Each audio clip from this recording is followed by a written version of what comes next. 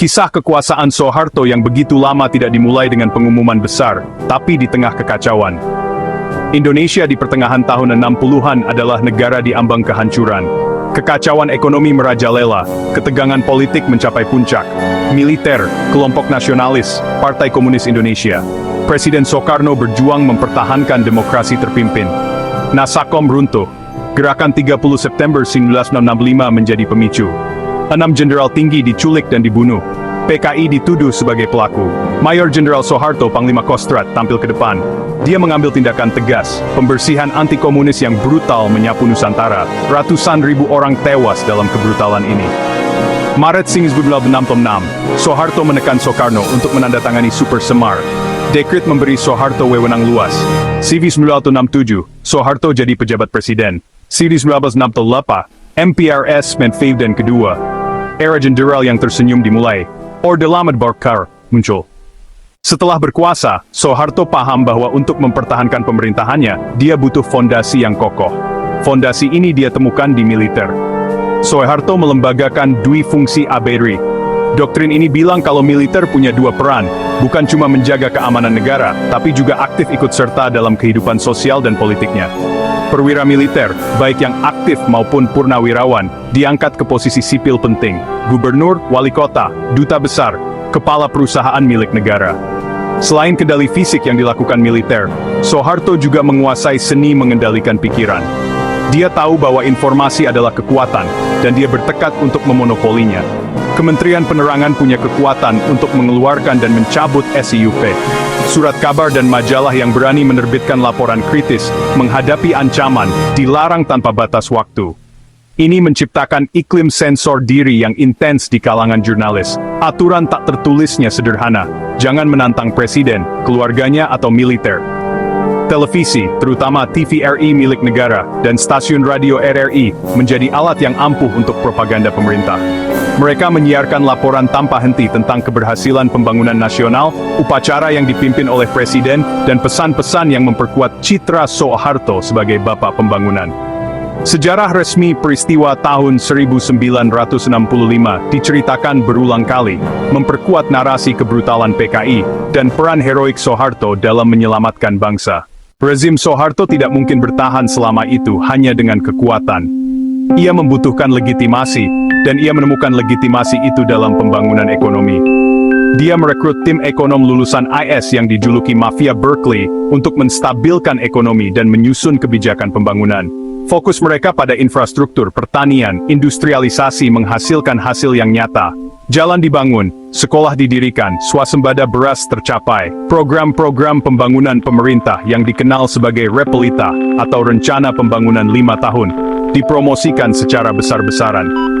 Pendirian Pusat Kesehatan Masyarakat atau Puskesmas dan Sekolah Dasar atau SD Inpres di desa-desa di seluruh negeri secara langsung meningkatkan kehidupan jutaan rakyat Indonesia biasa. Bagi generasi yang hanya mengenal ketidakstabilan dan kemiskinan, janji Orde Baru tentang stabilitas dan standar hidup yang terus meningkat adalah argumen yang kuat dan meyakinkan untuk menerima kurangnya kebebasan politik. Seiring dengan narasi pembangunan, Soeharto dengan hati-hati menumbuhkan citra publik tertentu.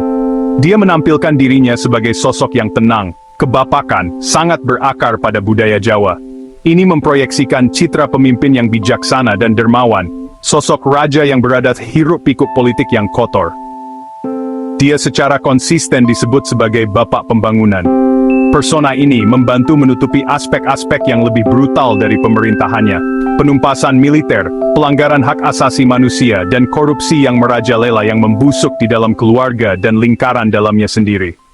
Meskipun kontrol Orde Baru sangat kuat, pemerintahan Soeharto selama 32 tahun tidak luput dari tantangan.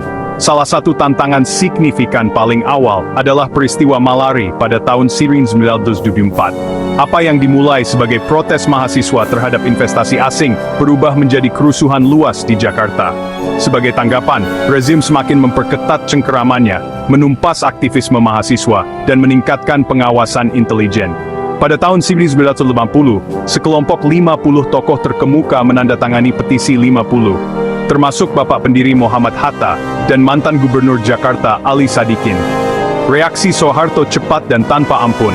Para penandatangan di blacklist, hak perjalanan mereka dicabut, bisnis mereka terhambat, dan mereka secara efektif dihapus dari kehidupan publik.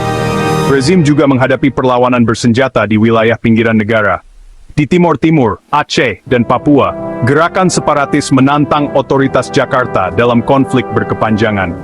Meskipun konflik regional ini sebagian besar tersembunyi dari publik Indonesia karena kontrol media, mereka merupakan pengurasan sumber daya militer yang konstan dan noda pada klaim rezim tentang persatuan dan stabilitas nasional.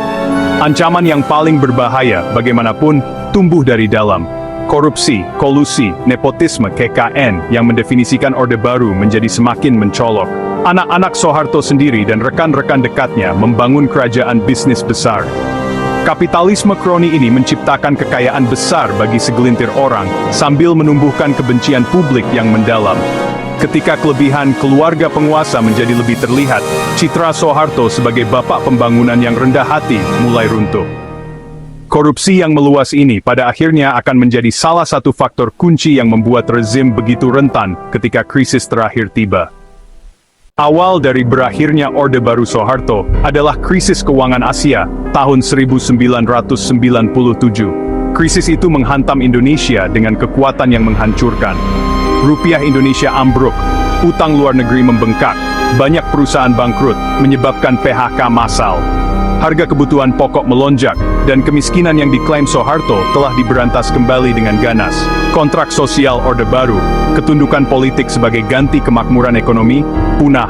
Kesabaran publik yang menipis karena bertahun-tahun korupsi dan penindasan, akhirnya pecah. Ketika krisis ekonomi semakin parah, kemarahan publik berubah menjadi gerakan protes besar-besaran. Kali ini, dipimpin oleh mahasiswa yang turun ke jalan di kota-kota di seluruh negeri, menuntut reformasi politik dan ekonomi. Titik baliknya datang pada bulan Mei 1998. Penembakan 4 mahasiswa di Universitas Trisakti memicu kemarahan luas dan memicu kerusuhan, penjarahan dan kekerasan besar-besaran selama berhari-hari. Kekacauan itu menunjukkan bahwa aparat keamanan Soeharto kehilangan kendali. Sekutu politiknya mulai meninggalkannya. Menteri-menteri kunci mengundurkan diri. Pimpinan militer mengisyaratkan bahwa mereka tidak akan menggunakan kekuatan ekstrem untuk mempertahankan kepresidenannya. Terisolasi dan ditinggalkan, dengan jalanan penuh demonstran dan basis politiknya runtuh, Soeharto tidak punya pilihan lain. Pada pagi hari, tanggal 21 Mei 1998, dalam pidato singkat yang disiarkan televisi dari Istana Merdeka, Soeharto mengumumkan pengunduran dirinya. Saya telah memutuskan untuk menyatakan bahwa saya berhenti dari jabatan saya sebagai Presiden Republik Indonesia, katanya, mengakhiri cengkeramannya selama 32 tahun. Jatuhnya jenderal yang tersenyum berlangsung cepat dan dramatis. Era Orde Baru telah berakhir, dan Indonesia dengan hati-hati melangkah ke fajar yang tidak pasti dari era demokrasi baru.